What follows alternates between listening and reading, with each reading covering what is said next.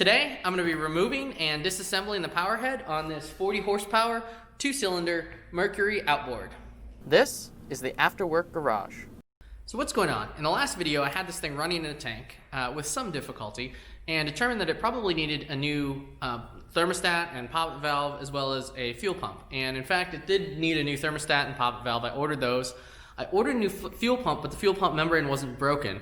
I got it running again just briefly the other day and noticed something that was a little disappointing, that there's fuel occasionally coming back out of the carburetor, which is a classic sign of bad reed valves.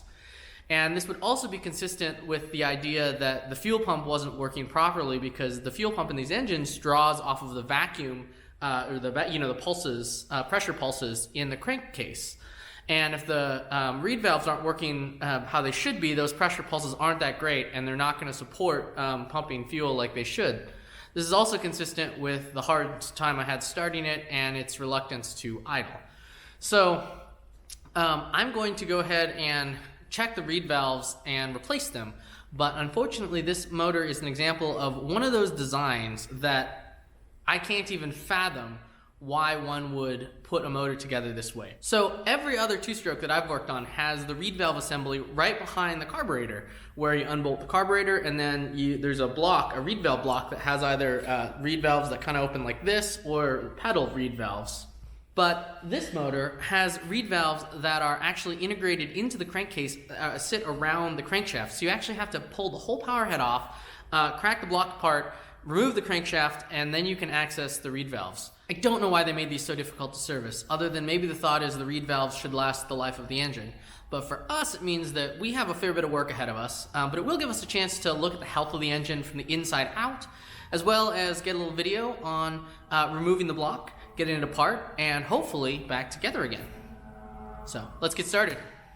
I've got some cardboard here to lay things out to help me keep the parts straight as I take them off, and I'm going to start by just taking off all of the components around the block that I can, starting with the support and some of these electrical blocks, just like I did to get the carburetor off.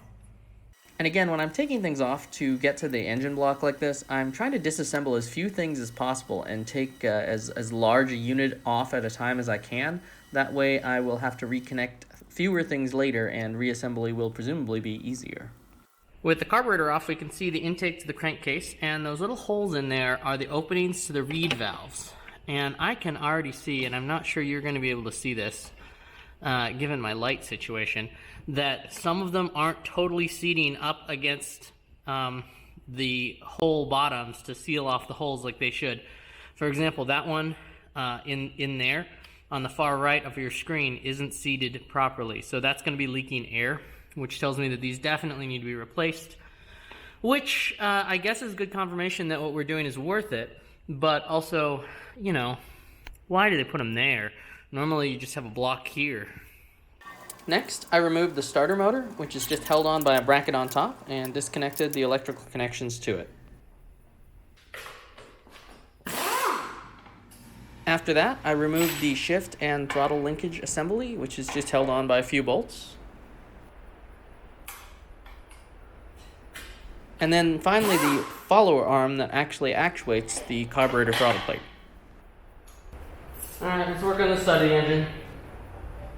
On this side, I removed the fuel filter housing and bracket, and if I already hadn't removed the fuel pump and fuel pump housing, I would have done that now as well.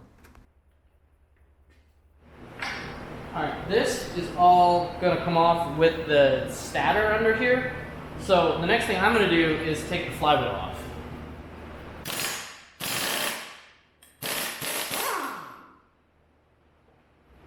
I lost my little magnetic wand thing and I miss it. I need to buy a new one. Alright, for this we're going to need a puller.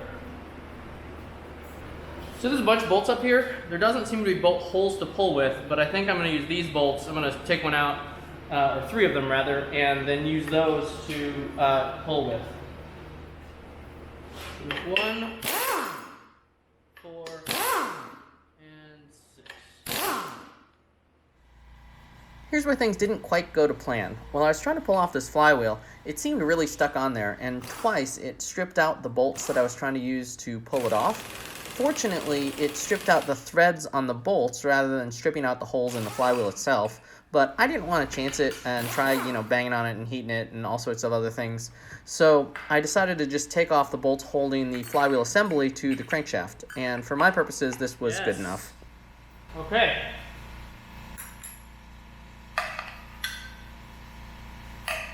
With the flywheel off, I continued to take off electrical components, starting with the windings on the stator, which are held down by hex bolts. The black and yellow wire here goes to the black and yellow wire here. I am disconnecting this. Should liberate this entire bunch of things.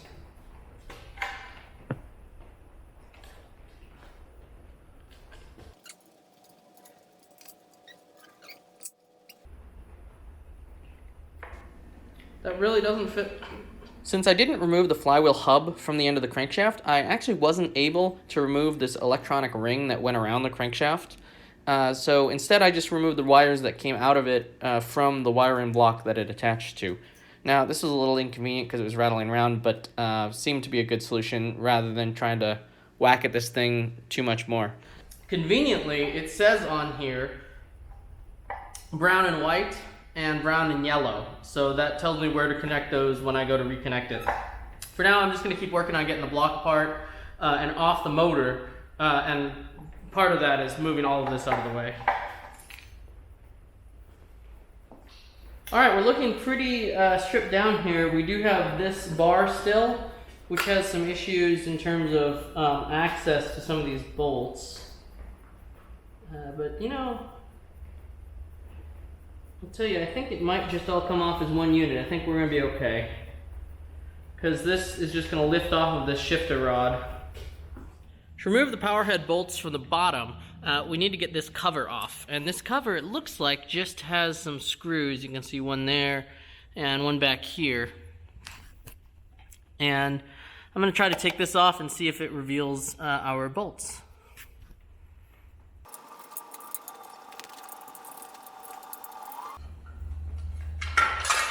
Alright, here we go. Okay, so I believe these bolts here are the ones that we need to undo to liberate the Powerhead from the leg. So let's undo those guys. Oh, it's a nut. Okay. I'll save you the boredom of watching me undo all 8 of these nuts that hold the Powerhead to the leg. But I will say that some of them are kind of hard to get to and you can only unfasten them with a wrench. But other than that, they came out without much trouble. I chose to remove the lower unit to make Powerhead removal just a little bit easier having the drive shaft out like that, but this probably isn't strictly necessary. What I'm doing is I'm going around and tapping on these studs. I'm trying not to do too hard because you can fracture the aluminum on the block, but I'm trying to get enough to persuade it away from that gasket, and it looks like we're just about there. Oh, there we go. Look at that.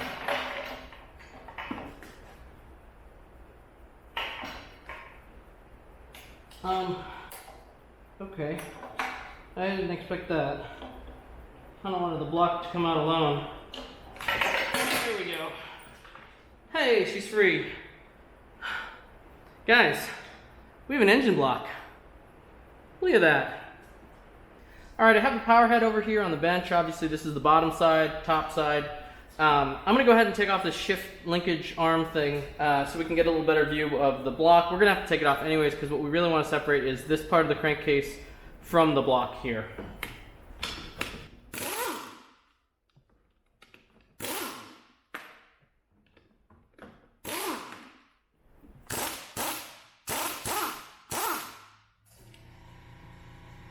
So here's the block. The bottom end is here. The crankshaft rotates here. The pistons, they are going vertically this way. And air comes in here and then through reed valves on this side towards this crankcase half and then into the cylinder, and then down this way towards this crankcase half and into the cylinder. What I want to do is separate this part off so I can lift this up, replace that reed valve block, and then put it back in. Hopefully I can do that without having to pull the pistons out because then we're having to compress the rings and put everything back in and back together again, which isn't the end of the world, but I'd rather not if I can avoid it. Might also have to get this gasket off, which immediately I broke, so we're gonna have to get a new one of these too. I think I'm gonna have to take off this plate here, those 13s as well. No.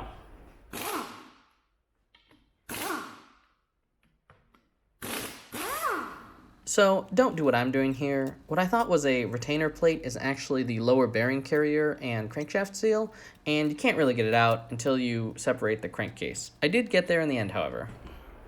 We'll leave this for now. Maybe we won't have to get it completely off. I'm gonna go ahead and take these bolts off so we can lift this top section up.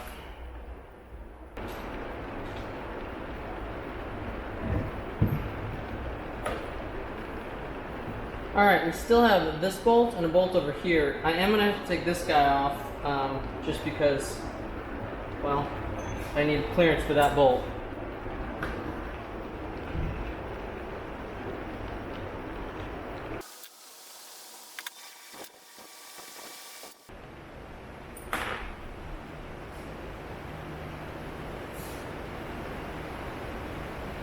You could probably use a little clean out. Can't see light through it.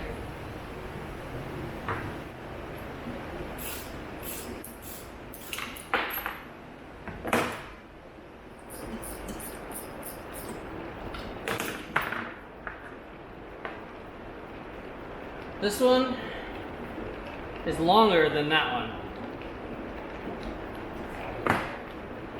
These are all the same length, except for these in the back, which are longer.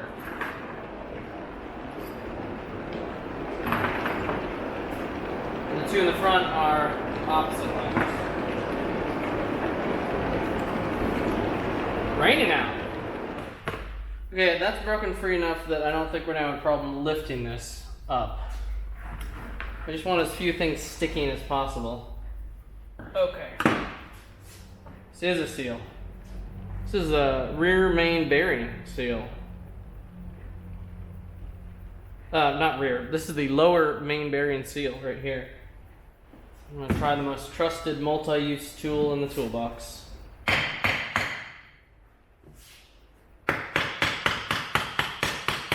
Block of wood. Looks like she's coming up. Okay. I'm not going to tap too hard because I think, you know, there's a lot of stuff aligned in there. And I don't want to throw it off. So, if at all possible, I can just wiggle it up. Yeah, there we go.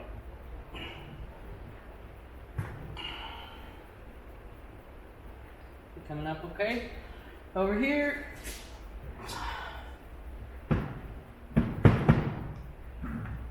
Come on. There we go. Perfect. She's free. Oh, look at that old school gasket. I have found the problem with this engine. So obviously we have the bottom of the crankcase off here, or really not the bottom, this is the bottom of the engine. You can see the splines here with drive shaft slots in. We have the bottom piston right here, this is a connecting rod cap, and the top piston right here. And in between we have this reed block assembly. These are the reed stops. The reeds themselves are those leafy things in there, and you can maybe already see the problem. We'll talk about that in a second. As I mentioned, the air comes in here and gets delivered, air fuel mixture from the carburetor gets delivered to either this cylinder through these reed valves or to this cylinder through these reed valves, depending on which piston's on the upstroke. Now, the job of the reed valves is to keep the air in here as the piston comes back so that it gets pressurized instead of just rushing back out the carburetor, and instead goes down through here into the cylinder to, you know, obviously fill it with air fuel mixture for combustion. Now, reed valves are not supposed to have a gap, and you can probably already see that little bit of light coming through there. That's not good. That's leaky. So you can see there it is. That light is, I can't believe this motor was running. That's, I mean, they're just shot. Because in a closed position, they're supposed to be springy enough to close, and this side doesn't look as bad. This side is just real bad. I mean, look at that. They're supposed to close and seal. So this one's a, for example, this one and this one look to be a little better. They're not leaking as much. These ones are real bad. So we're gonna have to get new reed valve assemblies. They run about 85 bucks, I think. They apparently don't sell the block anymore, so we're gonna have to be real careful taking that out. In addition, I kind of don't want to pull this whole assembly out because, as you can see, the pistons are way down in there, and compressing the rings to get it back in there doesn't look like it's going to be fun. And this engine doesn't have a tapered intro section to the cylinders. Some engines have like a tapered area, so you can just slide it back down in, and it's really convenient. This engine doesn't seem to have that naturally. It's as inconvenient as possible. Other than that, it looks really good. You know, this is not, sometimes you see a dark color when connecting rods heat up. This is actually paint from the factory, this red color. And I mean, look at that, just beautiful. So this engine's, I think, going to run really well. And again, the compression's really high once we get these new reed valves in there. So what I'm going to try to do is lift up the crankshaft assembly high enough so that I can undo this bolt, and there's another bolt on the other side, and hopefully spin it around a little bit. We'll see. If I have to take it out, I have to take it out, and then I can just fight with the rings later. But I definitely also want to clean up some of this crud. You know, in a two-stroke, obviously the air-fuel mixture gets in there, but all the dirt and anything else that gets in there can land in the oily crankcase as well. So I'm going to take a clean on that. But it's late and I'm tired, and I think this is going to be it for tonight. We're going to get those valves ordered and another look at the problem. Look at that. That's just really bad. Anyways, I will be back with you. As I said before, I'm going to try to sneak out this reed valve block assembly without pulling the crankshaft and pistons fully out of the cylinders. We're going to see how that's going to go. I'm not sure if I should undo these screws. It looks like this is going to come apart in halves. There's one screw here and presumably another screw on the other side. I'm going to loosen up this screw right now, if I can. There we go. And then we're going to have to attack the other one once we get it up a little bit. But I'm going to tap it gently with a hammer here. There we go. Now it's loosened up. Okay. We are part way up. I'm going to try to be real careful with those seals. Oh yes, this is good. I can rotate this over. This comes up. Swing this around here. So I can get this screw out.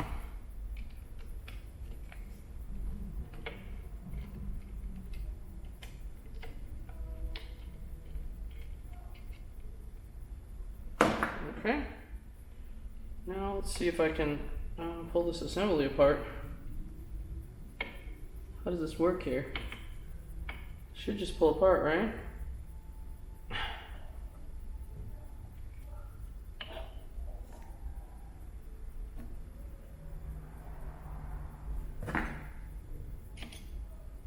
There's a hole here. See if I can work something in there. Perfect. There we are.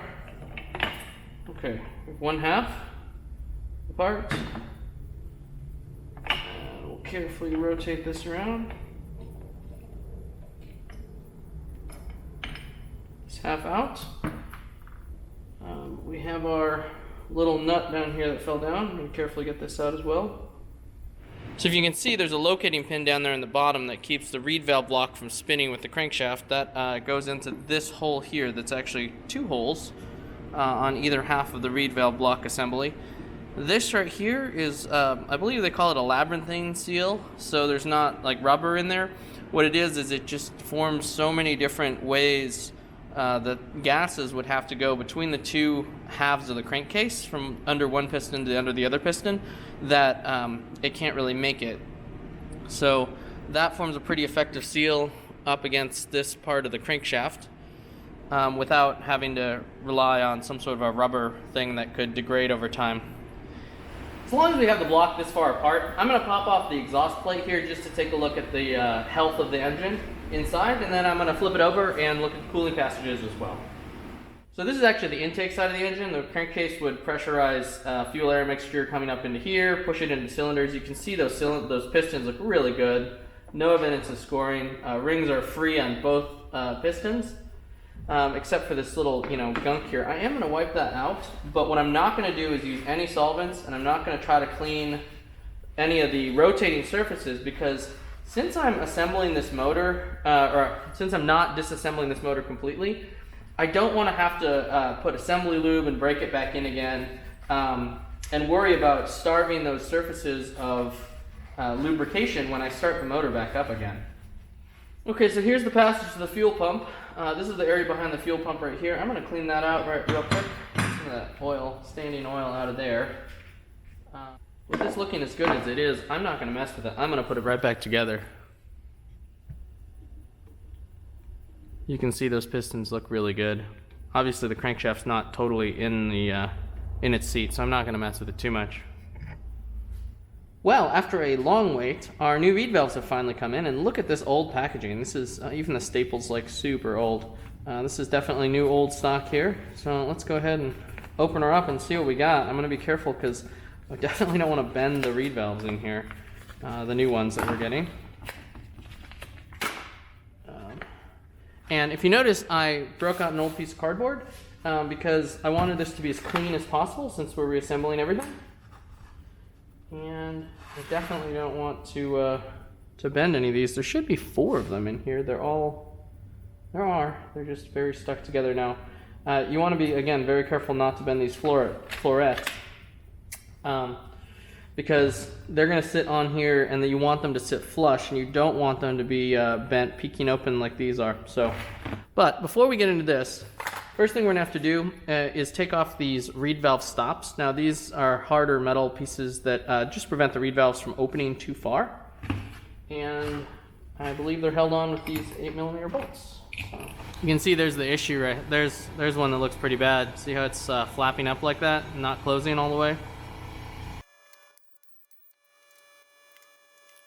Alright, so before we do anything, I'm going to go ahead and try to clean these reed blocks up just a little bit so there's not all this dirt on there. And I will be right back with you. Alright, I got everything cleaned up. I took a special care to blow out all of the little holes and clean off of these mating surfaces here. I also went back and cleaned up our screws, which had oil and gunk and stuff on them, so these little bolts are much cleaner now. Let's go ahead and install our reed valves. So I'm just going to go ahead and set this on here. I don't think there's a particular side they're supposed to go on because you hear about people flipping these around one way to the other way. So if they start bending up like this, you just flip them over and they'll usually be fine. So we can take a look here. All right. And I'm going to go ahead and throw this on.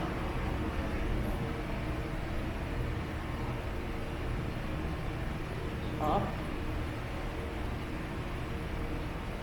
Doesn't want to balance very well. What I am going to do is throw a little bit of thread lock on here. Oh, okay.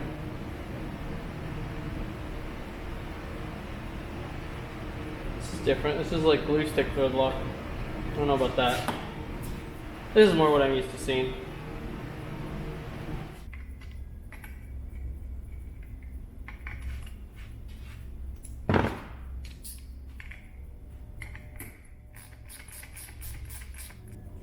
Have our reeds assembled on this one.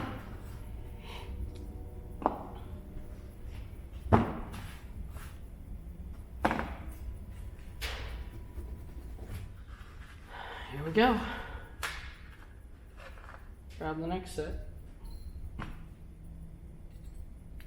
One thing I really wanted to try not to do is crank these down too hard.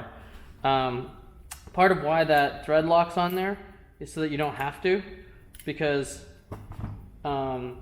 when the harder you crank them down, the more they have a tendency to potentially pop the reed valve back up again a little bit. So just a little bit. Yeah, these are all tight. Just making sure. As tight as I'd want them. And our reed valves look good. So there we go. With the new reed valves installed on the reed block, basically all we have to do is reassemble the power head, throw it back on the engine, and see if it runs. But this video is already pretty long, so I'm going to have to leave that for the next part. That'll be part 4. And until then, thanks for watching, and I will catch you next time on the Afterwork Garage.